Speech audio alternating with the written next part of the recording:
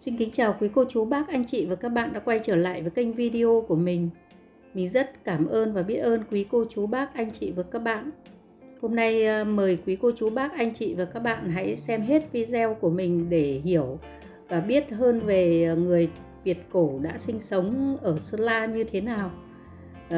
Khi mà đến bảo tàng Sơn La thì mình đã được chiêm ngưỡng những cái di vật khảo cổ đã được khai quật tại cái hang mái đá Bản Mòn, xã Thôn Mòn, huyện Thuận Châu, tỉnh Sơn La.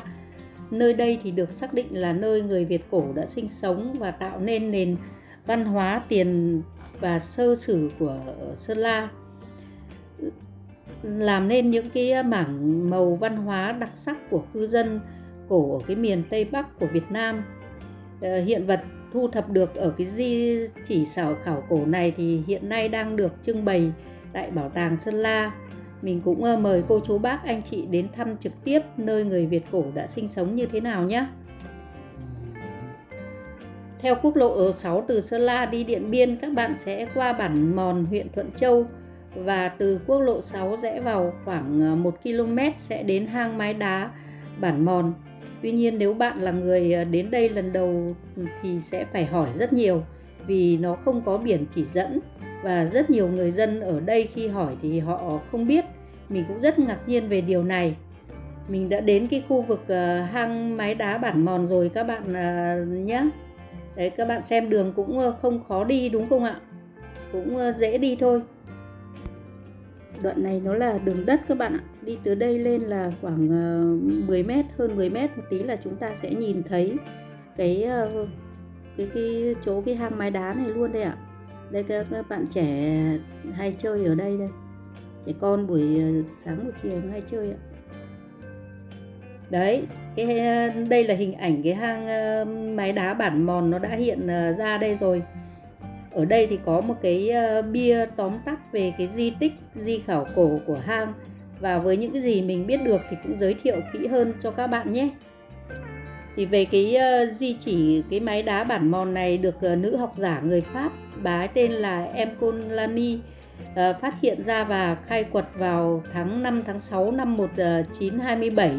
Và theo cái hồ sơ của Bảo tàng Sơn La thì ở đây có 6 cái mái đá, nhưng chỉ có 2 mái đá phía Tây và phía Đông thì có vết tích cư trú của con người. Cụ thể thì cái mái đá phía Tây, trên mặt của cái mái đá thì có cái lớp vỏ ốc tạo thành tầng dày khoảng 0,3 mét, chứa chủ yếu là ốc nước ngọt Melania, và dưới đáy thì dọc theo cái thành vách là có các cái khối răm kết vôi, vỏ nhuyễn thể và các cái vật liệu khác khá vững chắc.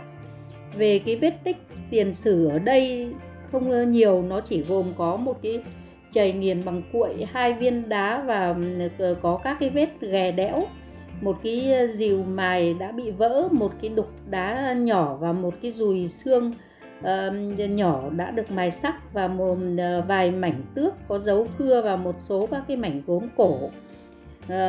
Mái đá phía Đông thì chúng ta đang đứng ở đây ấy, thì ở cái mái đá phía Đông này thì nó cao hơn xung quanh một chút, cái lối lên thì rất là dễ dàng, rộng khoảng 20 mét, sâu khoảng 5 mét. Cửa hướng về phía đông khuất gió. Khi mà người ta khai quật thì người ta đã thấy là cái tầng văn hóa ở đây tương đối là nguyên vẹn, và trong cái diện tích khoảng 16 mét vuông, tầng văn hóa nằm dưới lớp bụi mịn, rồi đến cái nền đất cứng chắc dày khoảng 0,5 mét. Trầm tích khảo cổ ở đây chỉ dày vài chục cm, và có chỗ thì đào sâu đến 1,5 mét. Trong đó thì người ta đã tìm thấy vỏ ốc nước ngọt Melania. Ở đây thì người ta cũng tìm thấy một cái rìu đồng, một cái vật đồng chưa rõ cái công dụng của nó, và những cái chiếc đục mài với những cái đồ trang sức nhỏ, những cái mảnh vòng khoan tách lõi, rất nhiều cái đồ gốm thô và những cái phác vật và các cái mảnh tước đều làm bằng đá xanh lấy từ cái núi đá phía Bắc Bản Mòn này. Và trong mái đá thì người ta còn tìm thấy có cả di cốt của người chôn không sâu lắm, và các cái mảnh xương thì đã bị vỡ vụn và nó cũng đã mủn rồi.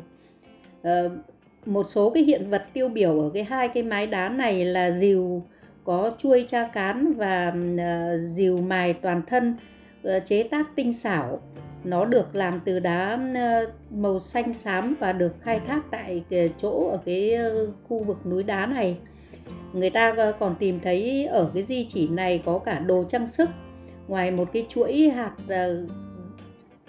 hình trụ khoan lỗ từ hai đầu và một cái mảnh vòng tay bằng đá phiến màu xám, thì phần lớn là những cái phác vật ở đây thì đều ở cái dạng là chế tác dở dang hoặc là các cái phế liệu do bị vỡ.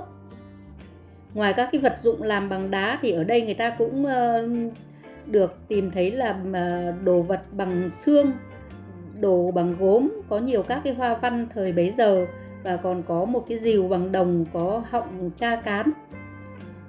Tháng 10 năm 1204 ấy, khi mà điều tra xếp hạng di tích Bảo tàng Sơn La thì người ta cũng đã phát hiện thêm ở tại mái đá phía Bắc có 30 mảnh gốm.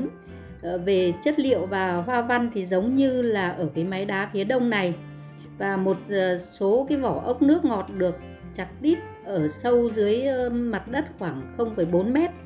Có một cái phác vật rìu tay có chiều dài khoảng hơn 10 cm bằng đá xanh.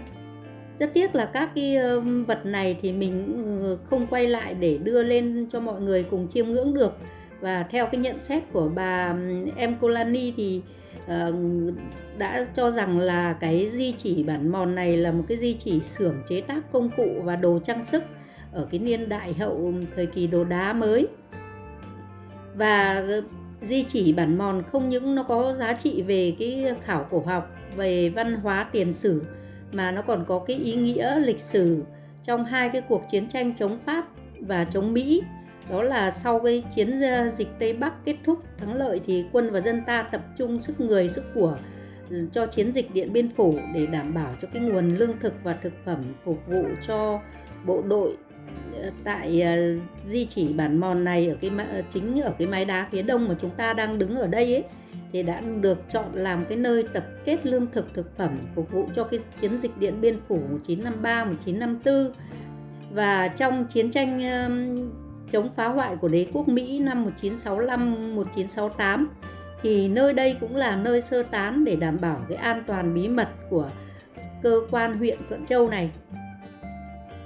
Và nếu mà nhìn tổng thể về cái di tích di khảo cổ mái đá bản mòn này thì mình cũng xin được tả với các bạn như sau. Nếu mà khi mà chúng ta đi từ đường 6 để rẽ vào trong cái di tích này thì chúng ta nhìn từ xa sẽ thấy cái di tích này nó giống tựa như một cái con đại bàng khổng lồ đang đậu trên núi. Đầu nó quay về hướng Bắc, vai phải thì quay hướng Đông và vai trái thì quay về hướng Tây, tựa như là nó đang giữ một cái vật linh thiêng ấy. Dưới chân núi đá này là cả một hệ thống di chỉ của người tiền sử. Địa hình ở đây thì nó khá là bằng phẳng, trước mặt cánh đồng rộng lớn và dòng suối Muội. Những cái di chỉ ở đây thì đều nằm trong cái mái đá và dưới chân núi mặc dạng hình hàm ếch được khoét sâu vào trong núi. Từ mái đá phía Đông này chúng ta có thể đi đến các cái mái đá phía Bắc, phía Tây và phía Nam. Tuy nhiên thì vì thời gian nó không cho phép và mình cũng không thể đi được, vì các bạn nhìn thấy xung quanh đây nó rất là rậm rạp, không có ánh sáng để mà vào hang, và mình cũng không hề có mang theo đèn hay là cái gì cả, cho nên là cũng không thể đi vào để mà miêu tả cho quý cô bác anh chị nhìn thấy cụ thể được, mà mình cũng chỉ có thể tả lại để quý cô chú bác anh chị biết thôi. Thì các bạn xem nhé, đây là cái mái đá phía Đông. Thì mái đá này có chiều dài khoảng 20 m, cao nó khoảng 15 m và rộng sâu vào ấy khoảng 8 m. Có cái ngách lên thông với tầng trên rộng khoảng 40 m. Nền mái đá ở đây cao hơn mặt đất khoảng 3 m, cho nên nền nó khô ráo. Ở cái nền hang này nó đã phát hiện ra các cái vật khảo cổ học thời tiền sử. Trên trần của cái mái đá thạch nhũ tạo ra đủ các cái loại hình thù. Nếu mà chúng ta đến tham quan thì có thể sẽ tự tưởng tượng và đặt tên cho nó, như là mình thấy những cái như là bông hoa với những cái cây đang treo lơ lửng trên cành, rồi cả những cái cánh chim đang dập dờn dưới những cái đám mây, những cái cột đá đủ loại hình thù được thả từ trên trần xuống nền. Khi vào đây có cảm giác tựa như là mình bước vào một cái buồng công chúa vậy các bạn ạ, trông nó rất là lộng lẫy. Và cái mái đá phía Bắc, phía Tây và phía Nam ấy thì mình cũng đã đến rồi, và cũng chỉ xin tả lại với các cô chú bác anh chị thôi, vì là lần này thì mình không qua lại được. Thì ở mấy cái mái đá còn lại này thì nó cũng có các cái hình thù được thiên nhiên tạo nên, nhưng hình thù như là các cái chú cầy bay đang treo chân ở trên trần hang, xòe hai cánh ra, hoặc là những cái hình bầu sữa mẹ suốt ngày nó có nước nhỏ tanh tách xuống cái nền hang ấy. Rồi cũng có những cái nhũ đá như những con sạch sùng to mà đang há miệng bắt mồi, hay là những cái cây thóc, cây đồng tiền vân vân. Thì ở mấy cái mái đá đó nó cũng có những cái hình thù rất là hay như thế. Có điều kiện cô chú bác anh chị hãy đến xem. Và khi mà chúng ta khi đến cái di chỉ mái đá Bản Mòn này ấy, thì các bạn không những tham quan để hiểu biết thêm về lịch sử phát triển của loài người, mà chúng ta còn ngắm được những cái cảnh đẹp của mái đá, những cái mái nhà và người Việt cổ.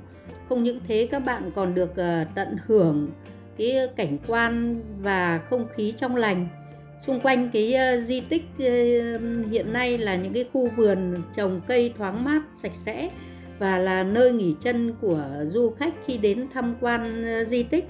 Bản Mòn là bản của đồng bào người Thái với các cái văn hóa truyền thống đặc sắc, còn được bảo lưu rất là đậm nét với những cái nghề truyền thống, với các cái sản phẩm cũng rất là phong phú.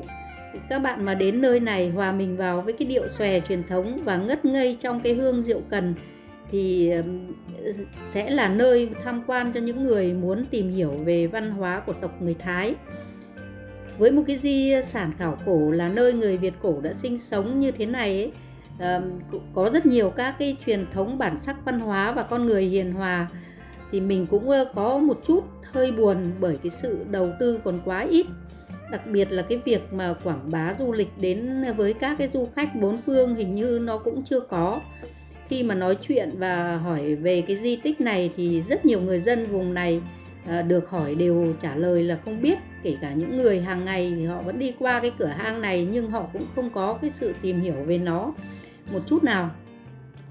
Mình rất mong là chính quyền và người dân ở đây hãy quan tâm và quảng bá nhiều hơn nữa về một cái di tích lịch sử của cái người Việt tiền sử đã sinh sống như thế nào, và quảng bá những cái nét đẹp văn hóa nơi này để du khách bốn phương biết đến.